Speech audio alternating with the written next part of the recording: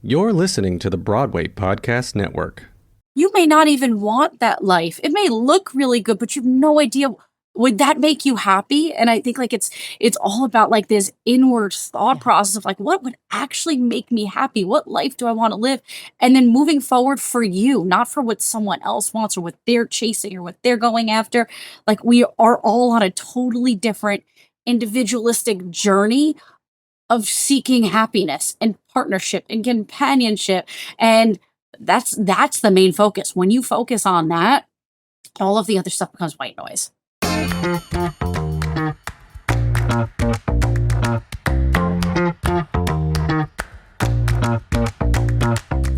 Hey everybody, welcome to Was It Chance? The podcast about embracing opportunity and taking intentional risk for your creative life and having random conversations. And also not so random. I'm Heather Vickery. And I'm Alan Seals. And Heather and I started off as two perfect strangers and met by chance. And then we embraced opportunity. And now we're here. And you get to listen to us as we make this podcast. And you get to listen to the chats we have with other successful people about the risks they've taken to put themselves on a path to creative success. I'm pointing at the camera now. I have a fancy new camera. Pointing at the camera. Excellent. Alan, I have to tell you something that I think is so adorable. Oh, thank you. And I hope that this story that I'm telling doesn't embarrass one of our listeners, but it was really, really, really cute. So we do have some super fans, and every once in a while they reach out and share, and it's all very sweet. And we were recently in a group session with some other podcasters. One of them is a big super fan, and she's also a good friend of mine, so we know each other well, but she's never met you before. And she literally texted me in the middle of it. She was like, oh my God, I feel like there's a celebrity in the room. Is it really Alan? Is it really? I was like, oh, that's so cute. I love that. That's weird. Weird for me. That's not weird You're for a celebrity. She was like, is it really him? She was nervous. She was like, I was a little fangirly. You'll have to tell me offline who that was. Because that, yeah. But we love you and we're glad you're listening. Thank you. Yes. Hello, superfan, whoever you are. It's nice to if you want a hug, I give good hugs. Ask Heather. He does give good hugs. Yeah. You do. Yeah. It's been a long time since I've had an Alan hug. It's going to turn into it's going to go from, oh my God, is Alan here? To, oh my God, Alan's here. Sound more like me. Yeah. Really, Alan? Really? Again? Yeah. Okay. Well, how have you been since we've last chatted? Pretty good. Everybody's officially back in school, and I'm holding on. So I'm not exactly sure when this episode's going to air, but it is early September as we're recording. I am holding on to summer like you do when somebody you love is leaving and they're like watching you longingly as they walk away until you can no longer see them in the distance. That's me and summer. I will hold on as long as possible. So you're not one who enjoys that Christmas decorations go out at Halloween? No. You would hate my office then because I have my team listening to Christmas music. No. No. We have at least 60 days before this is at all acceptable. No. I'm so sorry. We may have to reconsider this conversation. Right? I'm like, I don't care that I need a jacket. I'm not wearing it yet. So I'm totally with you on watching summer and holding on to it. No, thank you. No, me and summer. I do enjoy going to Lowe's and Home Depot to see all of the giant blow-up lawn things. Of course you do, because you have no lawn. Do you put them up at your Hamp's house?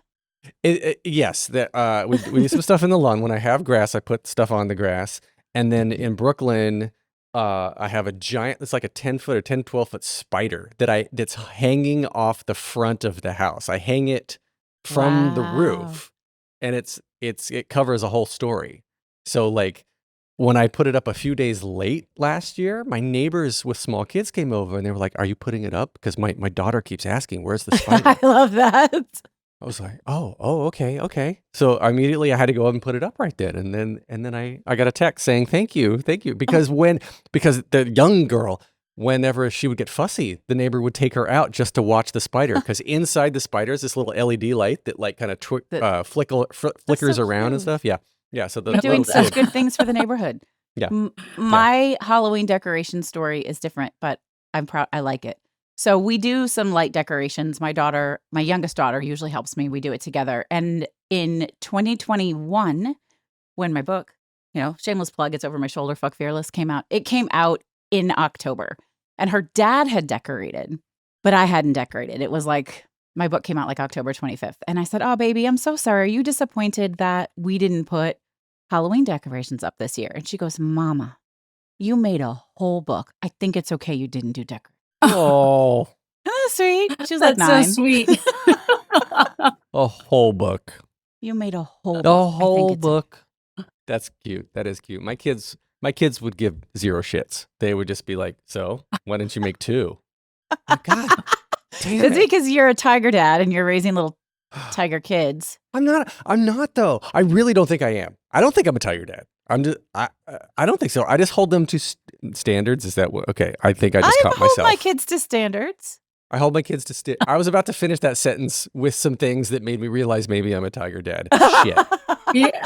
I really wanted to hear more. I'm like, what standards are we talking about? Right. You're here? I about to wanna dig a know big more. fucking hole and jump into it. No. I'm just like, if you're going to do something, do it to the best of your ability. It's okay if you fail. I want you to fail, blah, blah, blah. Like all the stuff that we talk about on this podcast very much is like, it's okay to fail. Just try it. You don't have to be perfect. Well, that's not tiger dad, I don't think. Because tiger parents are like, you will not fuck up.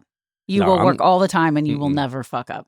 I would send especially my older one, he's got so much anxiety. He's 10 and a half and he's already got so much anxiety. And it's comes from not my side of the family. Sorry, my wife, if you're listening. But does she listen?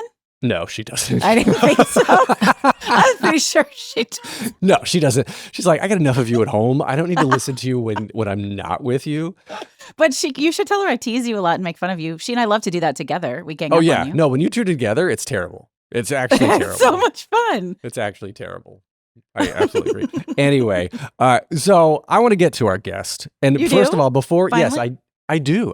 But Oh. first of all, I want to give a quick shout out to where I am physically. yeah. If you are watching this episode on Spotify or seeing any of the video clips, you'll see that behind me, I'm in this lovely studio. This is where I record a lot of my solo podcast. But today I just happened to be here because the timing works out. I'm doing my side of our remote podcast from the welcometotimesquare.com studio. And it's really cool because they have billboards, if you go to welcometotimesquare.com, where you can literally pay next to nothing and you get your face or whatever you want on a billboard in Times Square. So yeah. Anyway, We're going to record there in person sometime soon. we are. We need Together. to. We need to do like a big Was It Chance reunion here. Okay. So yeah, I know. Don't say it. Don't say it. I see your face. I see your face. Okay. I'm pointing at you right now because there's a TV in front of me. Okay. I know. We're going to do this. We'll do this. All right. Our guest today, who you've heard a little bit of already because she's amazing, is Bianca D'Alessio. And she's the star of HBO Max's acclaimed series, Selling the Hamptons. I call it the Hamptons. The Hampy.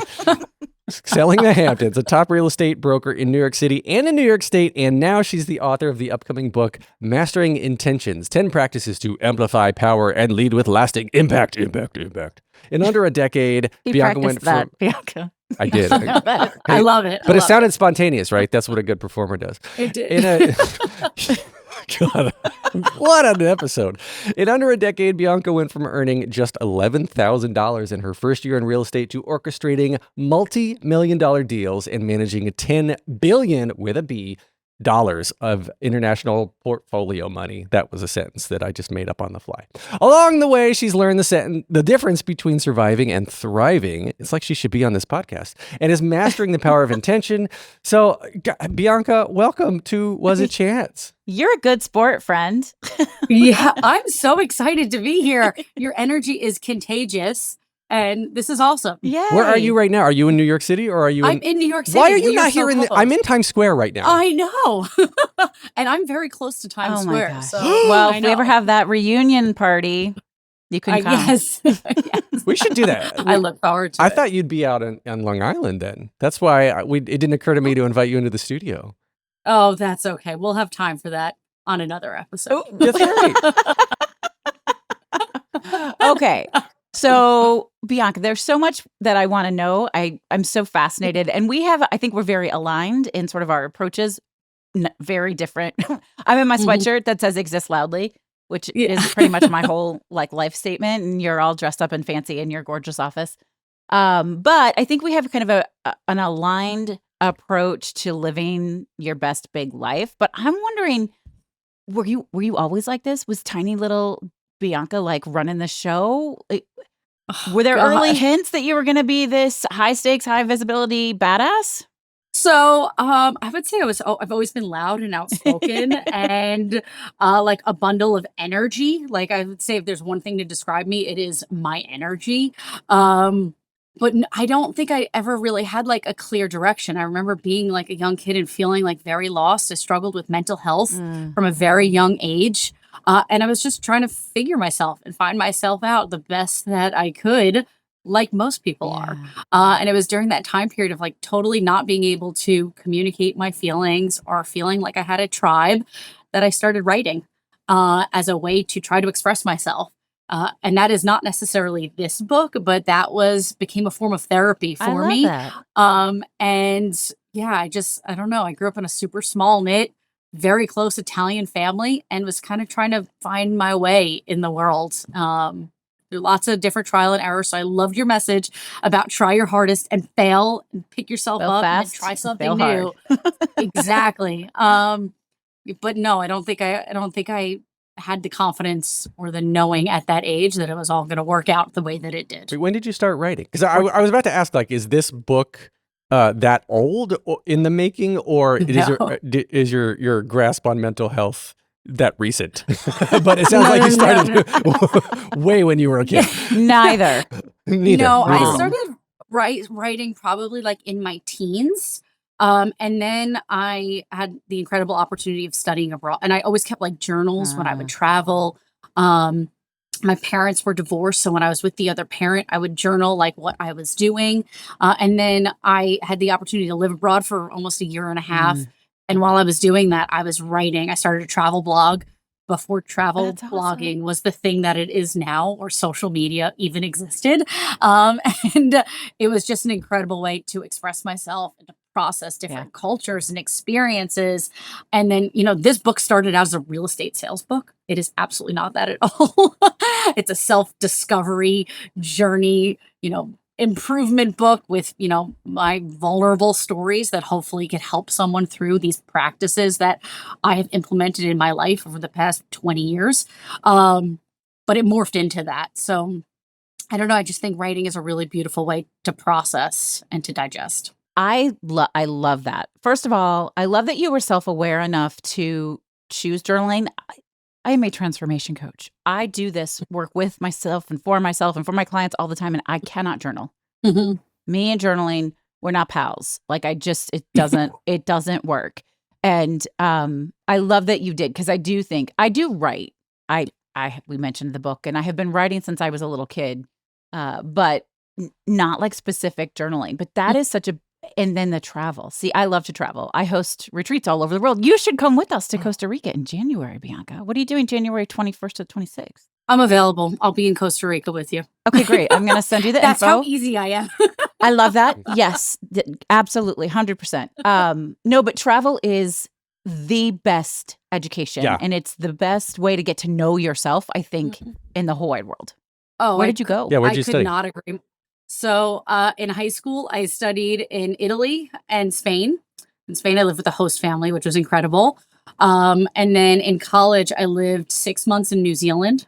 And then I did an immersive program studying the emerging markets, living in India, Russia, and China. Wow. And I backpacked around Southeast Asia for a while, ended in Africa, and then did a consulting program working for a tech startup in Tel Aviv. So when you say amazing. you studied, when you say you studied abroad, you studied multiple broads. Like you were multiple abroad. You were all over the place. Yes. Globe hopping. Yeah. Yes. Studying abroad. What was your favorite place? That's so hard to pick because I loved so many of them for so many different reasons. New Zealand is felt like home because I was there for so long, and it's so small that over 6 months I got to see almost all of New Zealand and how different every part of it was, where I haven't had that full experience. But understanding like the business landscape in China and how fascinating that is, from studying religion in India and how language plays a part in cultural interconnectedness. And I mean, the tech startup scene in Israel is just unbelievable. Like living in an incubator and like seeing all of these tech startups fail and rebuild, and it's the same people over and over. So they're all so amazing for so many different reasons. I love how excited you are. I do get very excited about it. And there's so much more left to see. Like, I will visit every country in the whole world. I'm just at about 60, and like it is a full-blown mission to get everywhere. Costa Rica to the list. Yes, I will. Oh, 60 countries. I was like, you are not 60 years old. There is no way you are 60 years old. No. I'm like, what the fuck was she? I want some of that magic voodoo that you're... Right? God. Were you there pre or post Lord of the Rings? No. What? Oh, Lord of the Rings? Post Lord of the Rings. What were you? What did you think I was going to say? Nothing. Don't worry. I'm good. Yeah, you were just ignore you me. were post Lord of the Rings. Post Lord So of the Rings, did you yes. or and post? Did I go to Hobbiton? Yeah, Yes, the Hobbit. Yeah. Yep. 100%. That's what I was. Okay, so one of the things I wanted to ask you is like, what has your lifelong relationship been with taking risks and embracing chance? And I feel like you've already sort of answered that question with your willingness to travel everywhere. But can you just sort of break down if there is any intentional thought process in the risk taking? Like, what's that like for you? I think like for me, like I've just recognized about myself how complacent I get in like these safe environments. And like when I feel stagnation, like that's when I start to wreak havoc on other areas of my life and like create drama where it doesn't need to be. So I'm aware. I'm super self-aware. So like that's why I'm constantly pushing myself, and how do I put myself in an uncomfortable situation to recognize the growth? Now, that's been easier in like traveling and new friend groups and like these smaller risks. But for business, that I only started feeling that a few years ago. And a lot of that was experienced by failed partnerships and being forced to get super uncomfortable. And so I think, I think it's like developing this comfort level with myself of like, I know I'm going to be okay because I will always figure out what the solution needs to be. And even if something doesn't feel right, like trust your gut. And I think that lesson that I've learned has exceeded into like every relationship, every business partnership, every deal. It's crossed every component of my life of like this inherent trust in myself of I can put myself in a super uncomfortable situation and I will figure out what the obstacles I need to overcome and how to get out of it or how to embrace it when it's going on. We're going to take a quick break. Stay tuned for more of the episode. And now we're back. How do you evaluate that though? Like what does it feel like? Because I always say this, Heather put this so well for me. It's like trusting your gut is, for me, following your chest should feel like you're pulling you forward, and then the bad stuff is like your neck is pulling you back. That's just him. Everybody's body gives you a different physical indication with your intuition. Yeah, that's part of the somatic NLP work that I do. Wow, I love that. Yeah. So I think for me, where it becomes is like more of my mind. When I start to realize patterns of my brain activity of like just showing up, not feeling the same excitement, not feeling the same curiosity, like that's when I know I've reached like this stagnation point of like, and like, it's not all of a sudden like from one day to another, but if you start to feel this for me, like if I've started to feel it for 6 months or 8 months of like, gosh, I haven't stepped out of my comfort or I haven't done something that's like really excited me. Like, what do I need to do to shake up that particular component of my life? I used to have like this when I was younger, like I alluded to trauma before, but like this traumatic of let's shake up everything. Like you don't need to shake up everything. Like if you're experiencing it one component of your life, like how do you fix that? A few years ago for me, I was so bogged down. I started my company 4 years ago.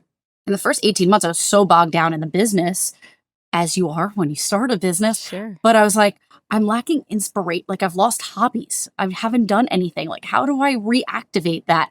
And I started going to dance lessons. Yes. And like what came out of going to these dance lessons was transformative. Like people would be like, God, it looks like you've had a glow up. What's going on? I'm like, I dance salsa twice a week and it saved me. And that was it. I love everything about that. First of all, again, and I think I must have said this 3 or 4 times already, your self-awareness is fantastic because I work with people every day who we have to train them to have a level of self-awareness like that. And what happens, we get there because they've let everything build up and then blow up. So you do have to blow up your whole life in order to get just a little bit of what you're talking about. And what you're doing is, I call that taking radical responsibility for yourself.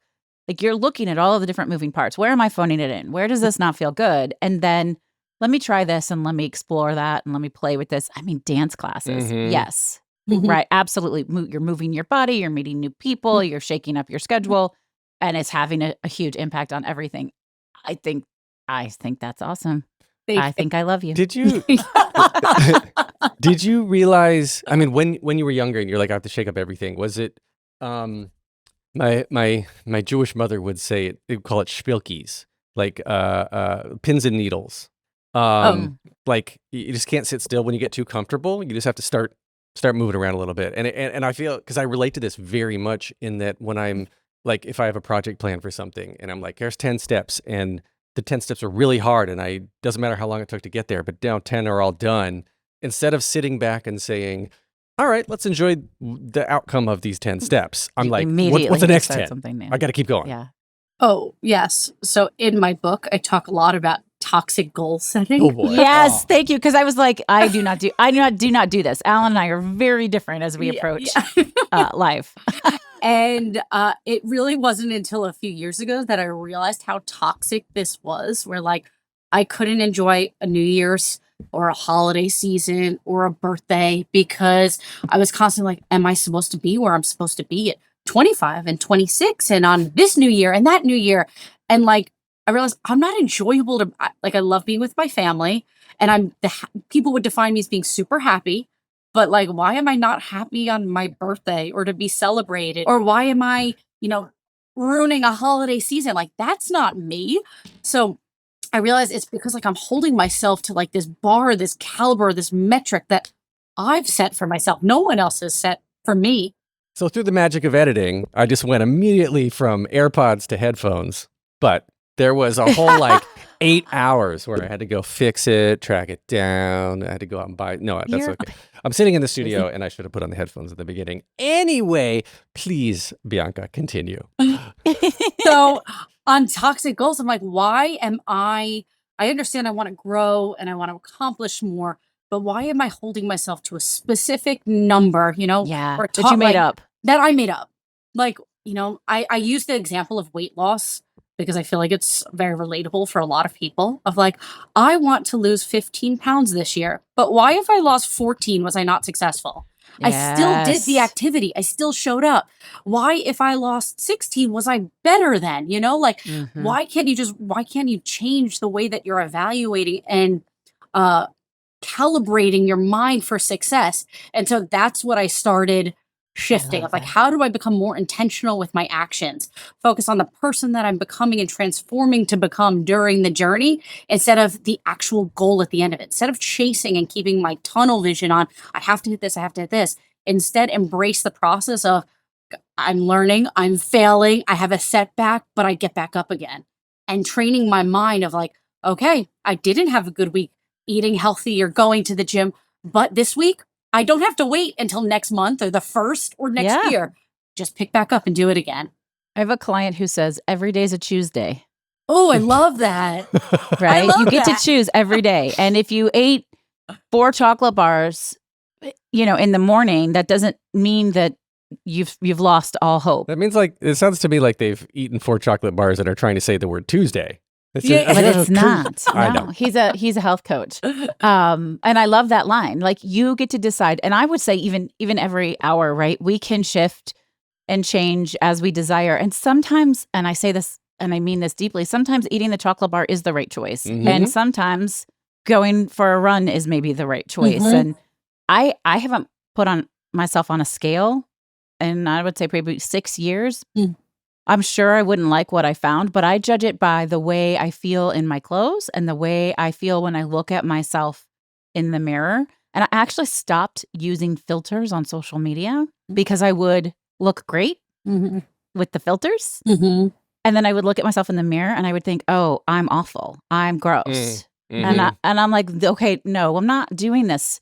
So what I love about that is we both have these very different approaches to redefining what success is for us. And that's the message, right? You all get to decide. All of you out there listening, you get to decide Mhm. What it looks like success for is you. What you're okay with. Yes. Yes. Yes. And like and I get it. Like we're on our phones and comparison, and people are talking about this person's doing this, and it's so easy. But like you may not even want that life. It may look really good, but you have no idea. Would that make you happy? And I think like it's all about like this inward thought process of like what would actually make me happy? What life do I want to live? And then moving forward for you, not for what someone else wants or what they're chasing or what they're going after. Like we are all on a totally different individualistic journey of seeking happiness and partnership and companionship. And that's the main focus. When you focus on that, all of the other stuff becomes white noise. There's our cold open. Yeah. Yeah. No, it's beautiful. I mean, it really is. We are two peas in a pod, you and I, Bianca. I love that love it. so much. And something that I have been known to get accused of, and I'm wondering if you do also, and what your take is on this, is toxic positivity, because I'm anti-toxic positivity, but I'm certified in positive psychology. Wait. I Explain it. believe What is toxic positivity? toxic positivity, which I think deeply comes from religious backgrounds, from what I know, but not exclusively, is where you just pretend nothing is wrong ever, everything is good. You always only focus on things you're grateful for. And I have written 2 gratitude journals. I know that gratitude neurologically shifts you, that it changes your life, but also we have to be honest about what's actually happening. They say you have to feel it to heal it. So I try to always sort of balance that when I'm working with people or posting or writing or doing whatever. We want to be contagiously positive. Oh my gosh, who are you? I love you. There's a whole chapter about that. Yeah, so talk about toxic positivity to contagious positivity. Yes. It's like the power of positivity, of like when you enter a room and when you have a positive energy about you, it spreads to everyone. Like they could be having a bad day, but your presence could just shift their perspective ever so slightly to help them just like release a little bit. And I used to be, when I was in my mid-20s, my father was incarcerated, and everyone knew it was going on because it was in the news and in the media, but people would ask me how I'm doing. I'm like, I'm great. I'm great. I'm great. You weren't great. I wasn't great. You were not great. Mm-mm. I was like I was a shell of a person, but like I couldn't answer. I couldn't find the words of how to answer that. And then I realized, like, gosh, what a detriment that was, because listen, I didn't have the tools or the wherewithal or the knowledge at the time to properly be able to convey or communicate. And maybe I was just protecting myself and other people from a very uncomfortable situation or conversation. Right. But like the power of vulnerability, of recognizing it's not always great. We are all living very complicated lives with very complicated relationships. Like that doesn't make anyone unique or special. We all have that. What makes it special is the way that we share and we lean into that and we talk about it. We use that to empower other people and look at the solution and help reframe our mind that like, no, it may not be great right now, but like, I know one day it will be great again. I don't know if that's tomorrow. I don't know if it's next month. I don't know if it's 10 years from now. That very difficult chapter for me lasted a decade, but I could not give up hope that like one day things had to be better because I was a good person. Like things had to turn around. And that's the power of contagious positivity over toxic positivity. And what I love to pull the threads on with that is that part of your life was horrible for a decade. But there had to be threads that were not. Oh, and that's right. So we pull kind of those other strings to get us through the parts that suck. 100%. Like, and what came out of, and like, I'm so grateful for that very difficult chapter, because like that very difficult chapter forced me to lean into my business. It forced me to create an incredible company. It forced me to lead with authenticity and values-based recruitment for the people. It forced me to write a book. Yeah. Right. And so like there's incredible things that come out of those very, very difficult situations when you start to reframe your mind. I like that a lot.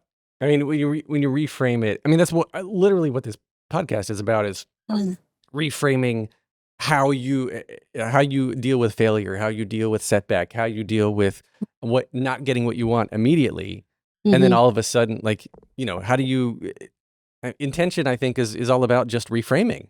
Yes, for sure. Yeah. So okay, I want to switch gears real quick, because being on TV is fun. Everybody wants to be on TV. I probably until they're on TV. I was like, yeah, I don't know that everyone thinks it's fun. So like, tell us a story of how and why. Okay, first, I guess, recap how and why you got into real estate, because like the whole 11,000 first year, why did you even keep going? I would have given up after that. But then like getting onto TV, that's like a journey most people will never have. Yep. So prior to my real estate career, I worked in the nonprofit space doing leadership development with women on college campuses across the U.S. I could see that. Yeah, it was another job where I got to travel full time, and it was awesome. And I was like a B student in school, and I went to a very competitive business school. And I thought after that year, I was like, gosh, all of my friends landed these incredible corporate jobs at these big firms. And like, I don't even know where to start. And I was traveling full time. I was like, people are like, you're good with people. I'm like, am I? You're good at sales. I was like, am I? I haven't sold anything. They're like, get your real estate license. So I got my real estate license, ended back in New York City. And if there's one thing I've always known that I've had going for me, is I am an incredibly, incredibly hard worker. And so I was like, I'm going to lean in and I'm going to figure it out. Well, that first year, I really leaned in and I worked very, very hard. But the big thing for why I wasn't able to break through was my confidence. And I knew that. And I was figuring out, how do I build confidence? Like, I was trying, I was failing, but I wasn't using my voice. I wasn't stepping into uncomfortable situations because I didn't know what to say, what the right thing to say was. And everyone's like, fake it till you make it, fake it till you make it. And I'm like, I don't like that. I'm authentic. Like, I don't want to be a salesperson. Like, I want to connect with people. Well, transitioning a little bit, I was like, I'm going to give myself another year to see if I, like, maybe I just have to break through that threshold, because everyone says the first year is the hardest. And in that second year, like, I started, one deal after another. I started gaining and looking at like the building blocks of building that momentum. And I found my niche in the industry.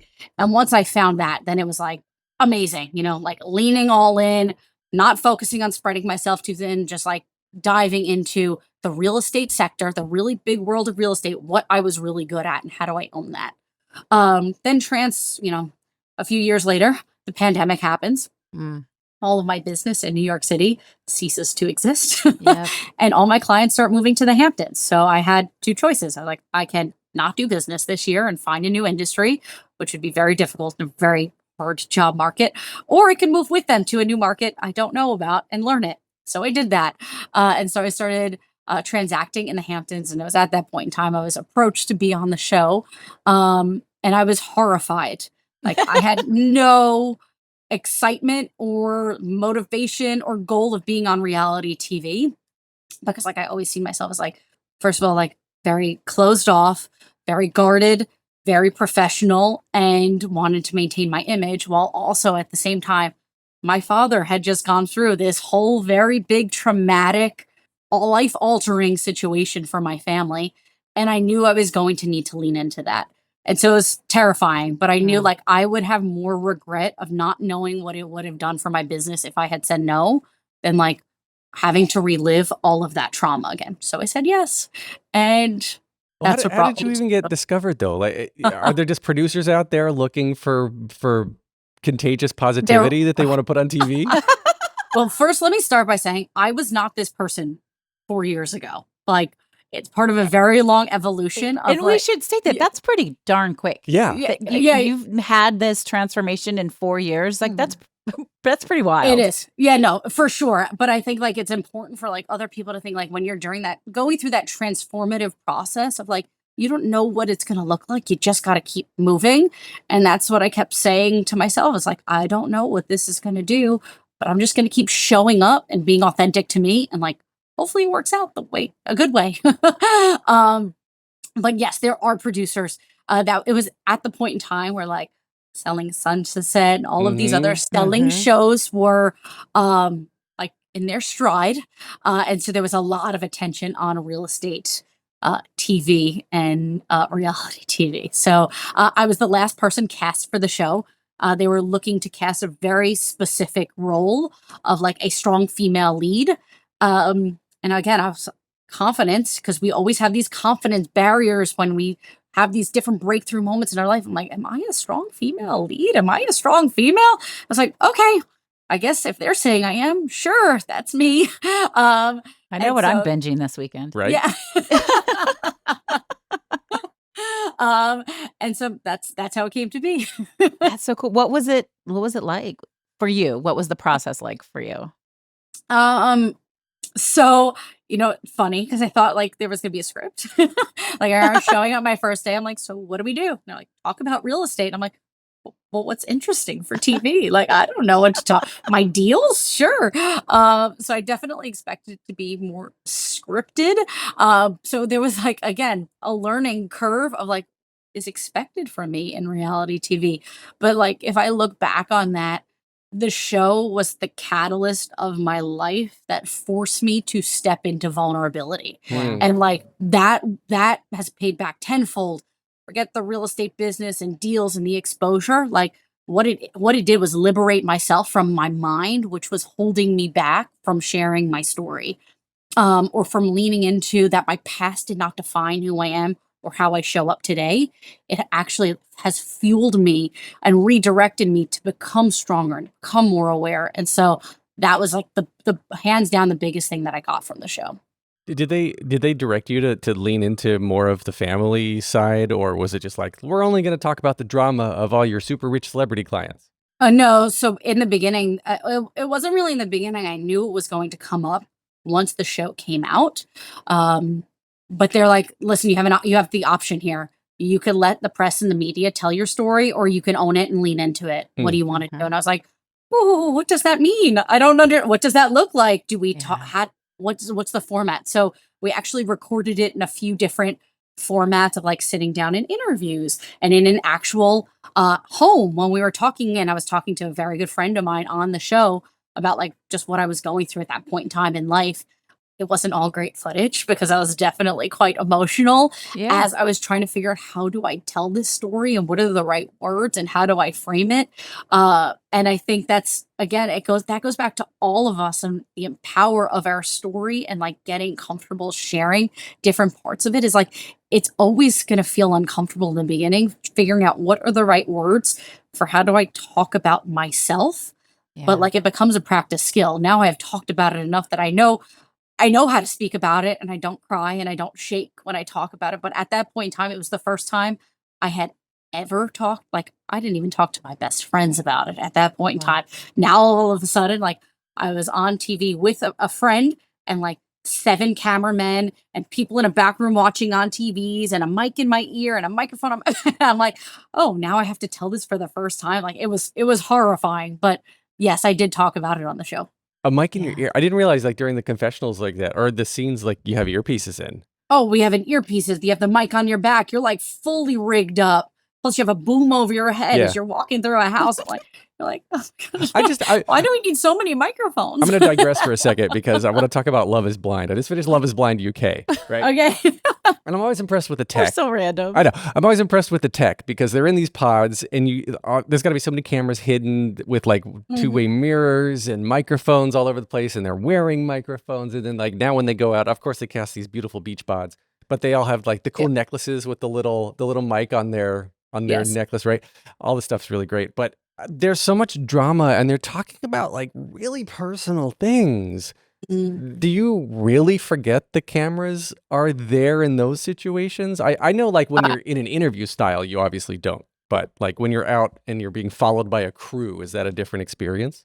So, I guess what's fun. No, I never forgot about the cameras, but like I'm not an actor and the whole experience is quite uncomfortable for me. But then there's also, you have to, for my show at least, like we were showcasing real estate property. So the first take you do, like it's all natural and you're walking through a home, but like then we need to showcase the home with a wide angle lens. and we need to capture from a different vantage point. So it's like retracing all of your steps of how you showed a home, and like the audio's already done, but it's like, okay, now I pointed to the refrigerator and I came under here, and then my body turned this way in this step. And like, you have to recreate that 3 more times to film for 4 hours exhausting. To get 6 minutes of TV. So like, no, for me, no. Did I forget about the cameras? I most definitely did not. Right. Why don't they? Why don't they just bring? I guess there's not enough room. I was gonna say, why don't they just bring like all 3 different cameras all at once? But I guess if there's not enough. They room do in a have closet. 3 cameras at once, but it's like one's on you, one's on the other person, one's on the wide, and then all of a sudden you need to capture it from a totally different camera. So like, I think it was just too many people. A lot of stuff going on. So you obviously took intentional risks. risks. Sell real estate. Right. You needed to sell. You're right. Sell those houses. We're going to take a quick break. Stay tuned for more of the episode. And now we're back. You took this intentional risk to saying yes to being on this show. And you've already shared that it had a tremendous impact on you as a person. Yes. And I can identify a little, it's not exactly the same, but I came out of the closet at 38 after a decade of marriage and 4 kids. And I used to, before I had to come out, which the thing about being gay is you never stop coming out, ever. We have to do it every day in some form or fashion. But I used to like get sweaty and like get really stiff in the neck, and my face would turn red. And now I speak about it from stages in front of hundreds of people, and I kind of take a deep breath and I go, okay, here we go. And so I feel that with you. Like, I've done this so many times now that's no longer the brave thing. Something else is the brave thing. So I honor that. I love that. For you. I love that. Can I ask you, like, what was that moment of like, now's the time? Oh, well, so there were several of them. And I won't get into the personal relationship with my then spouse. But we had some moments. But publicly, I accidentally outed myself on Facebook. Wow. We've talked about this, right, Alan? You know this story. No, I don't think so. I was like, I wanted you to continue the story because I don't know if I've heard this. Yeah. So my then spouse and I had been trying to work this out for about a year. You don't get married to get divorced, even, and I had always very much just done the societal thing that I was supposed to do. I went to college, I graduated, I got a job, I found a nice man because I wanted to have kids, and we got married, and we had a big, fancy, beautiful home, and all of everything looked really great on paper, and I fucking hated myself. I hated myself. I hated my life. I did not hate my children. I adore you. I adore you. I wouldn't change anything. But I realized that I was shrinking as a human and decided that I needed to change everything. Anyway, in the midst of all of that, one night I was at dinner with my mom and my aunt and my cousin. They were in town, and my mom said, "Why are you so miserable? Your life is perfect. Why are you so miserable?" And I just told her, like, because I'm a lesbian. And it did not go well. I won't get into the specifics. My mom and I are great. We've worked through all of it. Everything is fine. It was very, very, very ugly to begin with. So that weekend, I happened to see a blog post. It's a long story, sorry. I saw a blog post, 10 reasons you shouldn't be afraid to come out. And I noticed that the author was engaging with people. And I needed anybody. And nobody really knew. So I responded to this blog post with my whole story, my age, my career, everything about me, everything identifiable about me. And I did not realize that blog post, that the comments were connected to Facebook. Wow. So I went to sleep that night and woke up the next morning. My spouse and I had been in separate rooms for a while then. And he came in very gently and he was like, "Hey, did you mean for this to happen?" And I turned on my phone and it was like done. Band-Aid. Oh ripped. my gosh. I just got chills for you. Yeah. Wow. And it was as terrifying as you can imagine. Also, it was probably the best thing that could have ever happened because it was like you said with your, like, there it is. It's out there now. Yep. And now we move through this part. Yeah. And just talking about it though, I can feel the pain in my chest. Like, oh gosh, it was terrifying. I did not know but that. also it was filled with love and support and people who wanted to be there for me and a whole new community of people to love and accept me. And there has only ever been, like, my mom for a hot minute, but she got over it quickly. Only ever one person, and that's my stepmom, who has treated me poorly, and she still doesn't acknowledge my existence. But my dad, who's super religious, said, well, you're my daughter. I don't really understand it, but you're my daughter and I love you. So we'll figure it out. Everybody was great. Gosh, thank you so much for sharing that. Yeah. Sure. Thanks for asking. I think like that's the fear of the anticipation of that moment. Yes. Like that's the biggest thing that holds you back. And like the liberation you feel after, it's like, okay, I will survive this. The what if. But like what you think you won't survive is that really difficult conversation of like, how do I actually muster up the words and say it? And then like, what does that look like? So like, oh God, your story is so powerful. Yeah. Oh, thank you. But I think that yours is also because you're not responsible for your father's choices, actions, and behaviors, but it does impact your life. Yeah. And it is part of who you are. It's part of your journey. And hiding from it isn't going to make you better at anything. No, it shrinks you. I like what you said about shrinking is such a true thing. Like, and that goes back to your first question of what we were talking about. Like, when do you realize that you're like in this cycle of like, well, you start shrinking and you start making yourself smaller to fit in boxes to appease other people. And like, when do you realize that how long does life exist before you realize like, that's what I'm doing? And gosh, so yeah, it's very powerful. And I think that's something that we all experience at different points in time in our life. And it's just, when do we actually have that moment of recognition? And then what do we do about it? And then how long do we live in the fear cycle of I'm going to change it or I'm not? That's it. That's it. I must say this 3 times a day in different capacities. Awareness is the number one thing that has to happen in order to initiate change. Because once you're aware, you have 2 choices. You either willfully ignore it and feel bad about it, or you fucking do something about it. That's it. That's it. Love it. I love it. And then your sweater, your hoodie right now, sweater is very apropos as well. Exist loudly. Exist loudly. We were talking about, Bianca and I were talking about that before we started recording because she's all cute and fancy and I'm in my sweatshirt. But also I choose comfort and joy and I work from home and I don't care. So, when I go out, if I were meeting clients, I would probably not pick this sweatshirt, but I love this sweatshirt. Yeah. I definitely exist loudly, and I encourage other people to do the same. I'm not wearing pants right now for the same reason. In his public studio. Do you believe him? In the public studio. You can only see me from the waist up anyway. We don't. Bianca, what is your relationship with failure? We've talked about this a little bit, but directly, how do you handle it? So I think I've now failed so many times, and like I've charted those moments and I've really dived deeper into them. Like, a failure's to be expected. And I think the way I look at failure now, especially when I reach these moments of stability or stagnation, is like I've reprogrammed my mind to think I'm not trying hard enough. Like until I fail at something, like I've just gotten comfortable. So like, how do I change the metric again to fail and then learn and move and pivot fast and try again? And if you fail again, it's okay. And I think from like a leadership perspective, that's been one of the hardest things to teach like my team and the people around me. Like, I want you to fail. Just fail and learn. I want you to be trying hard enough. I want you to be trying hard enough to fail. And I want to create an environment safe enough that we could be creative, that when we fail, we get better. Let's get better and better and better. Otherwise, like, we're just living status quo. And we don't want that from a business or from a personal perspective. I am so into that.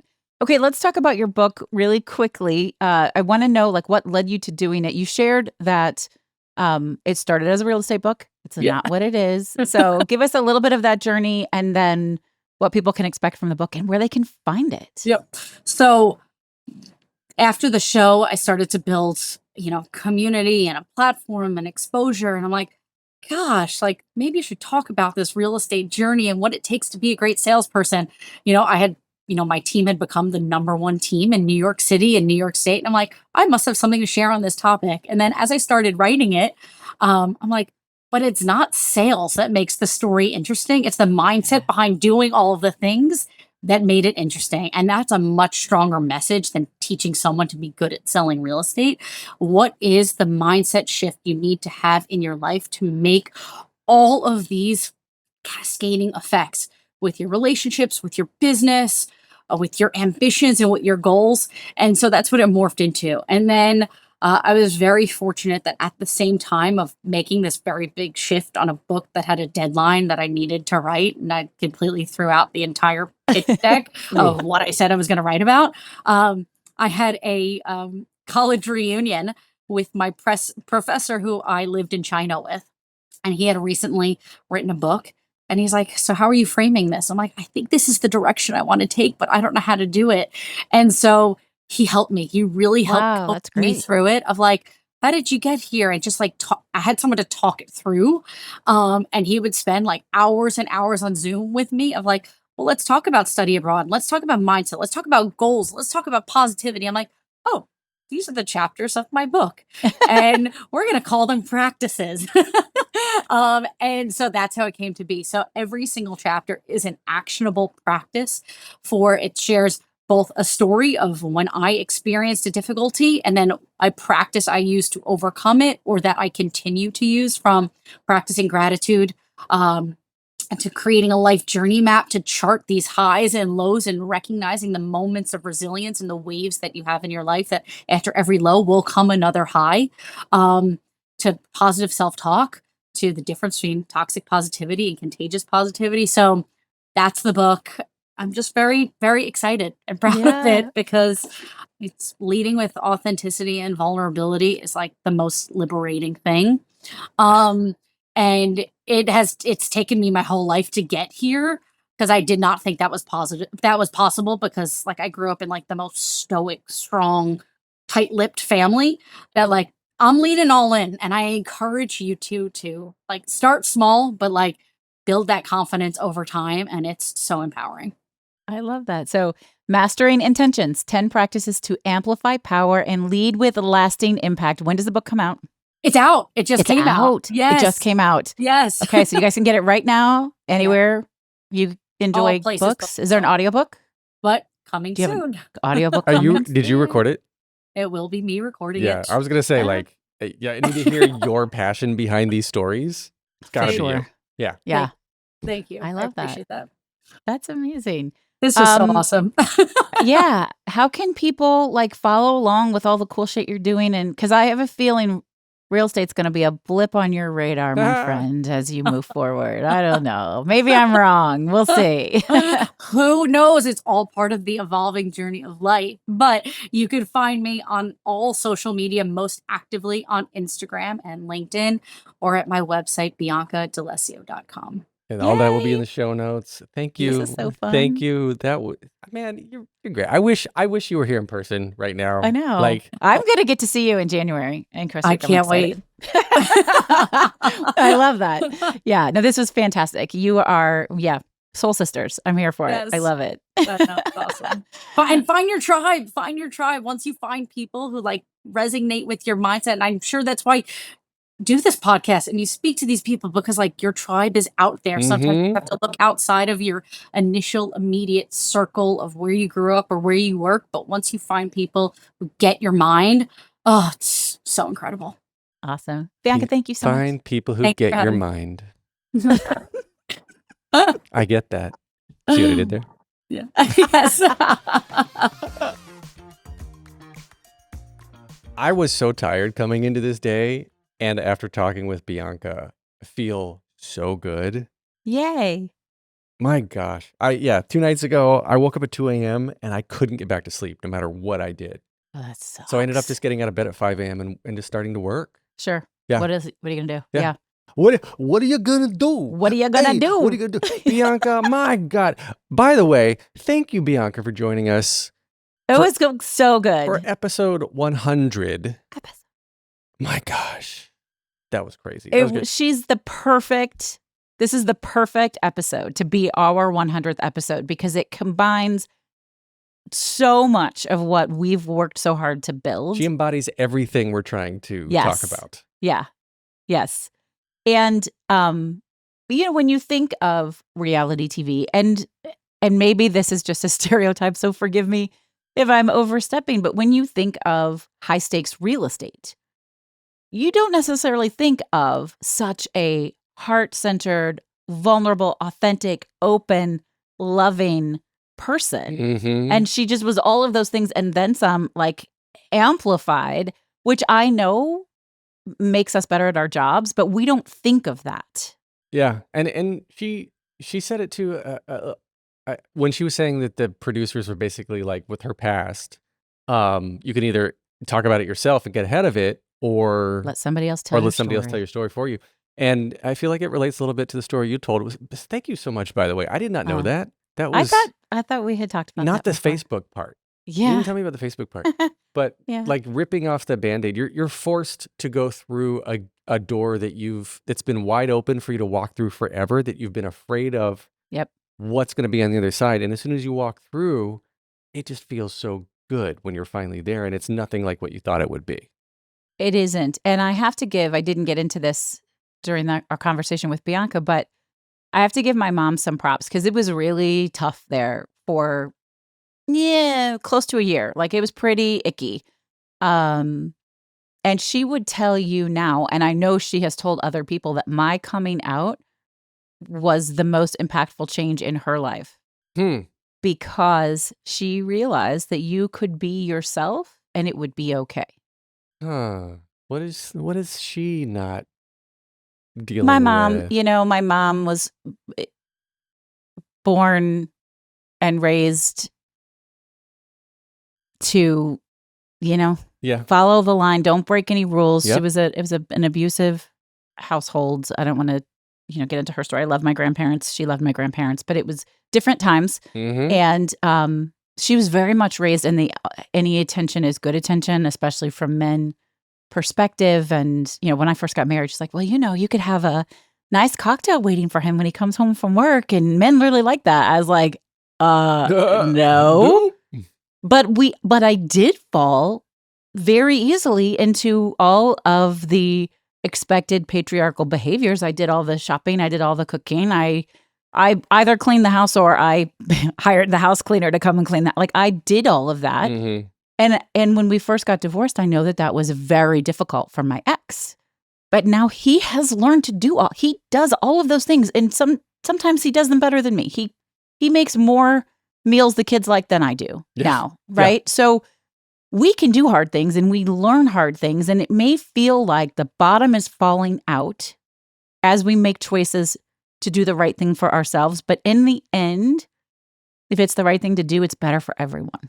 Yeah. Pushing yourself through an uncomfortable situation of any sort, whether you put yourself there or you're forced to be there, like putting yourself in the mindset of like what Bianca was talking about, just like setting yourself up for success, knowing what you want, getting through the uncomfortability.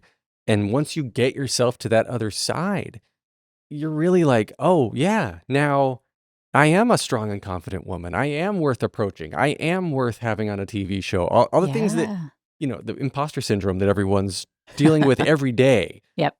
You push yourself through this stuff and you're not the imposter. You're still you on the inside, of course. Like you're still like, there's still that, the id, whatever it is, the 14-year-old me that deals with all the childhood trauma. But at the end of the day, I'm like, all right, I'm a almost 45-year-old guy that got a trail of some pretty cool stuff that I've left behind. That doesn't mean my life's easy by any means. No, not even close. That's not the point, though. But that's not the point. Yeah, it's all on how you frame your perspective. Yeah. And, something that we didn't really dig in on in our conversation with Bianca, but I want to bring attention to because I think it is so powerful, is she started writing one book. And as she was in the middle of this project, she realized it had morphed into something else. Yeah. And she chose to follow that new lead instead of stuffing herself into something that she'd said she was going to do, but it didn't fit anymore. She changed it. And y'all take that and apply it to whatever you want. Mm-hmm. But just because you started down one path does not mean you have to stay there if that's not the right path anymore. You can shift and change if you're paying attention, if you're aware. And I loved her self-awareness. Is gorgeous. Yeah. Yeah. Well, if you want to also be self-aware, get her book. You should get her book. Get the book and get Heather's book because it is also good. I've read Heather's book. It's good. And also let us know. You can email us or post on our socials and tell us, what things are you shifting and changing? Where are you taking risk? Like, what lit you up about this episode? Alan, will you tell people how they can contact us? Yeah, was a chance podcast@gmail.com. We're on Blue Sky. You're on Substack. We're on Instagram. We're on there. I check it less than I should, but I'm there. We're on LinkedIn. We're on LinkedIn. Just reach out. And TikTok. Reach out. Post a story of listening to the episode. Whoever my one super fan is, like send a screenshot. Oh my God. I want to know you're listening. I love that. She'll claim it, I think, but I don't want to mention her name in case she doesn't want to. But I have a feeling if you're still listening to this, my friend, you're going to be like, hey, that was me. That was me. I love you for that. Come to New York and let's go to dinner. I'll take you to a show. I love meeting new friends. That would be awesome. Folks, you have been listening to Was It Chance, the podcast about embracing opportunity and taking intentional risk for your creative life and having a really good fucking time. I love this show. I'm Heather Vickery. And I'm damn straight Alan Seals. Damn straight Alan Seals. But I'm a child of the 80s and grew up in the 90s, so I spell it STR number 8. Damn straight. You and Prince. Yep. I love you. Here's to another 100. Let's do this. Woo!